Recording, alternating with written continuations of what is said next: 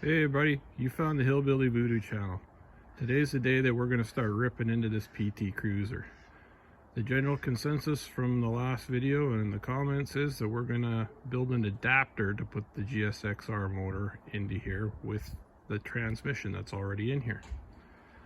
Why did I decide to pull the motor out of this today? Well, I'm having one of those weeks. Today's only Wednesday and it just seems like it's a seriously shitty day. So I figured I might as well work on a project pulling the engine out that I really don't care about.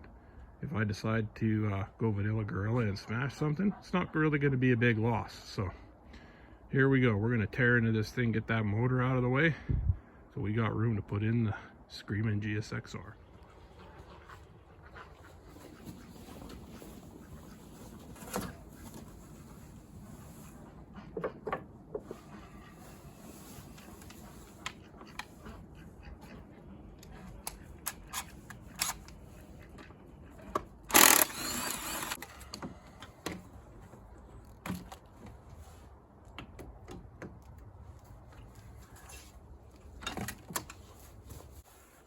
So for any of you wondering why I didn't drain the coolant out of this thing before I started pulling the engine, well, when the engine fried and let all of its insides out, it made a big convenient window in the side of the motor that also let all the coolant out, so I really don't have to worry about that part. If all else fails, just rip it out. I got this thing gutted down even more here. My goal is to take about as much of the engine and accessories and everything off while it's in here. Well, for one, to make it lighter, for two, to make it easier to get out, and hopefully, possibly, I won't have to drop the engine out through the bottom. I've seen it done before, coming out through the top with all the paraphernalia removed off of it, so I know it can be done, but I've never done it myself before on a PT Cruiser. So it's kind of a crapshoot whether I'm going to be able to get everything out of here to get it out through the top, or whether I'm going to have to lay on my butt and slither around in the dirt and pull it out from the bottom.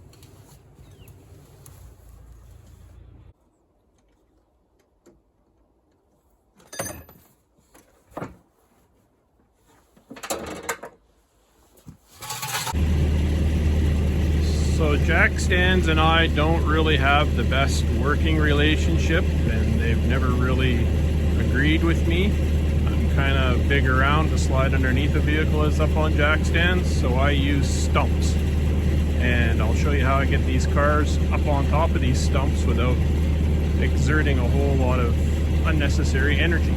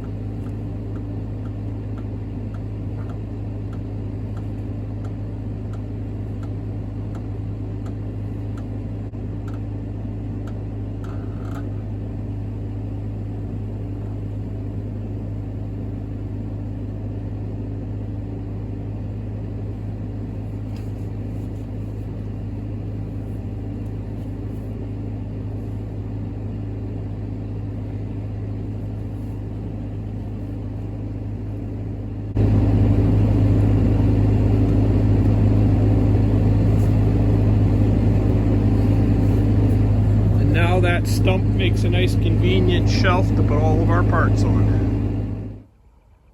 So this is a little hint for those of you out there that are new to the whole playing with rusty vehicles, and for technicians that are also new to playing with rusty vehicles. This is something that was never taught to me until later on in life, but heat is your friend. We have had many vehicles come by our way that have been damaged by people beating the crap out of them with hammers trying to get things free, like wheels and brake rotors and stuff like that. If you heat them up, 9 times out of 10, they'll pop free by themselves. So this rotor here is pretty much seized on there, is about as stiff as it can get. So we're going to warm this up around here with the torch. Usually you don't have to get it like red hot or anything like that. You just need it to expand a little bit. You'll hear a little bit of a pop noise sometimes, and the brake rotor or the wheel or whatever you're beating the snot out of and destroying other parts in the meantime is stuck on there, will usually come off. So let's see if it works on this one.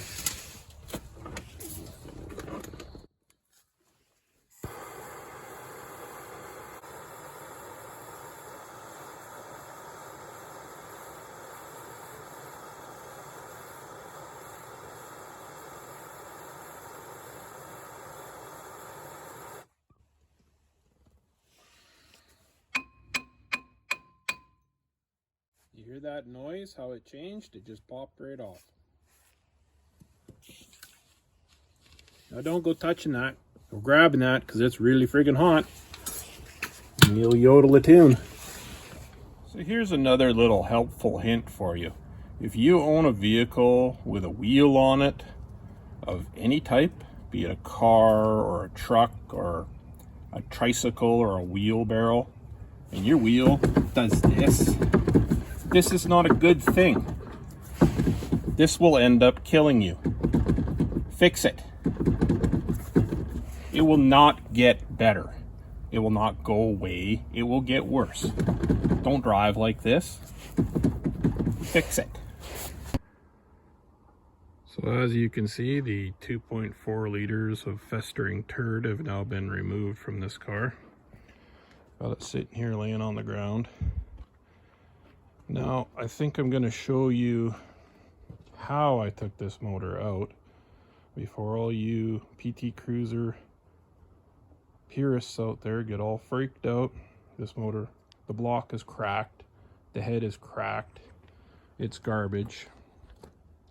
But I know some of you are still gonna probably start twitching and having a seizure when you see the way I took this thing out of here, but it's pretty entertaining.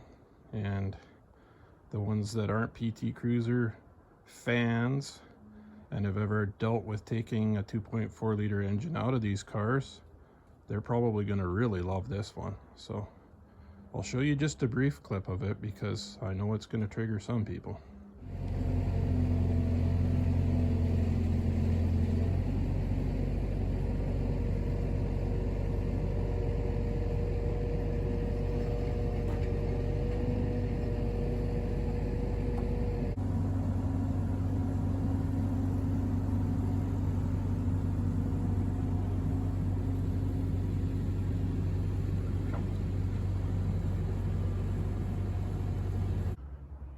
Okay, that's probably enough torture for you poor Dodge fans out there. Now that the motor's out of that car, and I've probably horrified you with that last little clip, I'm gonna put this front end all back together and put the wheels on it so that I can still move it around the yard, because building this adapter is probably going to be, well, it's probably going to be quite a bit of work and probably going to take me some time. So I'll put this front end back together, and then we will separate the transmission and engine and see what type of parts we're going to need. We'll put them all in the shop because it's supposed to start raining here again tomorrow, and I don't want to work out in the rain. There was a guy over here yesterday looking at all my different various projects and stuff, and he says to me, "Man, you must spend a lot of time thinking." Do I spend a lot of time thinking? I don't know. It's kind of one of those things where, do you spend a lot of time thinking? Is it more time thinking than the average person? And are the things that you're thinking about even relevant, or is it actually thought at all? I have a lot of questions, like, why is it called fishing tackle? You don't really tackle the fish. It's not like you're jumping on them and wrestling them, so why would you call it fishing tackle? Or another stupid question that I have is, how many beavers die chopping down trees? You hear about loggers every day dying or getting maimed chopping down trees, but you never ever see any dead beavers laying in the bush underneath a tree. Just something for you guys to think about, I guess. If you think profusely about stupid things like that, does that make you a genius? Or if you think about one thing profoundly, does that make you a genius? I don't know. Maybe I'm just an idiot. Leave some comments in the comments section. Do you think that if you think more, you're smarter? Or if you think less, you're smarter? Now let's stop thinking before we damage what little brain cells we have left and get back to work. Now let's see what we can do to get this engine off this transmission, or the transmission off this engine, or however which way you want to look at it. I'm hoping that there's not a major amount of damage to the clutch or flywheel in this motor, because like I said, it started spitting parts out of it, and I'm pretty sure that there was at least one major money shift involved in its lifetime before my son got a hold of it. So hopefully the internals of this stuff are not all buggered up.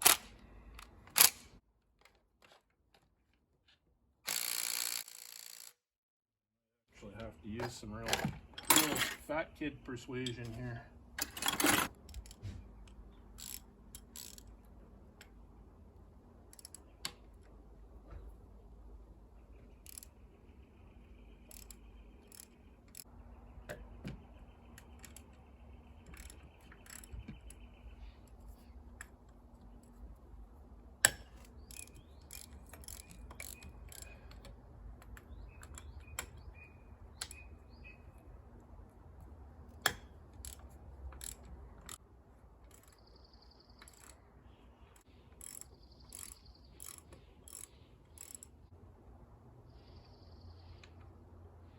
You don't put your glasses on and you just guess, and you can always blame it on the fact that you don't have your glasses on when you get the wrong size socket.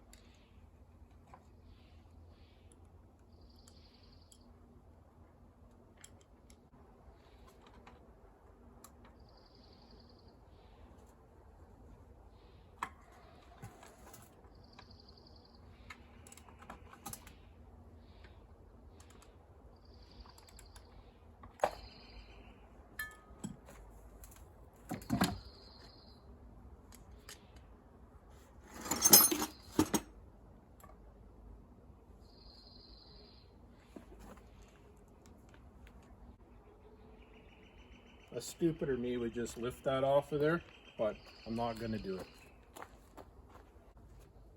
Well, the stupider me prevailed, and I just lifted it off there. It's actually not that heavy. I could pretty much pick it up with one hand, so yeah, not a big deal. Now I'm going to have to figure out how to get the clutch and flywheel off there. You need a really skinny wrench to get in there.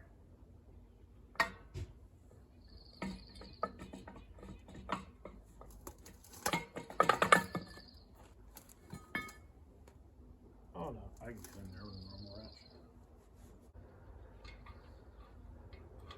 We better put our glasses on. Let's see what the hell we're doing here.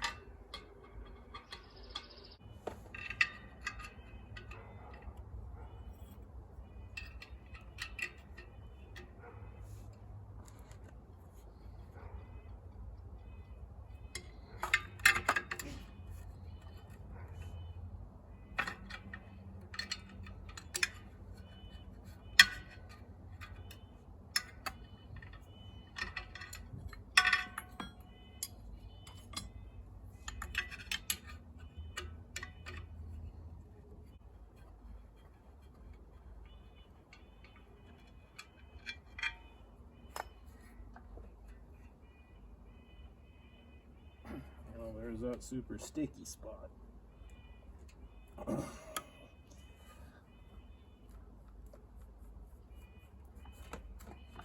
Just wiggle the chunks around inside there a little bit. There we go.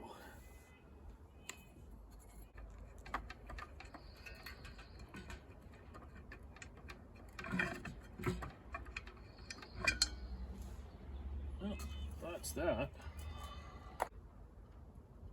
Kind of interesting. That's the first Chrysler clutch I've taken apart that's like that. There's no real pilot bearing in there, so that should yeah, it should make things a lot easier for building our adapter. The ring gear is just more or less the same as on an automatic transmission, so not really going to have a massive bearing supporting it. It's kind of cool. Yeah, that should be a lot easier. This is the first PT Cruiser I've pulled apart, so you're seeing the inside the same time as I'm seeing the inside for the very first time. We'll pull that ring gear off there now. If you're liking the content and you want to follow along on this build, you should probably hit that subscribe button thing there and maybe give me a thumbs up. Now that we got that ring gear off of there, we're going to do some super sciencey type stuff, like measure things so that we know either we're going to use the end of this crankshaft and build an adapter out of that, or we're going to have to build another crankshaft end type thing to build the adapter out of. So we need to know how far this flange face is away from the transmission mount. Now this is the area that bolts to the block, so this will be where the metal plate for the adapter goes, and we need to know the distance between here and here. So we're going to put a straight edge across here. We're going to measure the distance between the straight edge and this. It gives us a fairly close idea as to, well, how thick, where this end of this crank flange thing has to be in order to make everything work properly later on. I'm pretty sure I'm going to need another hand, but we'll do it without it. Well, from my super scientific calculations and my masterfully calibrated ichrometer, we have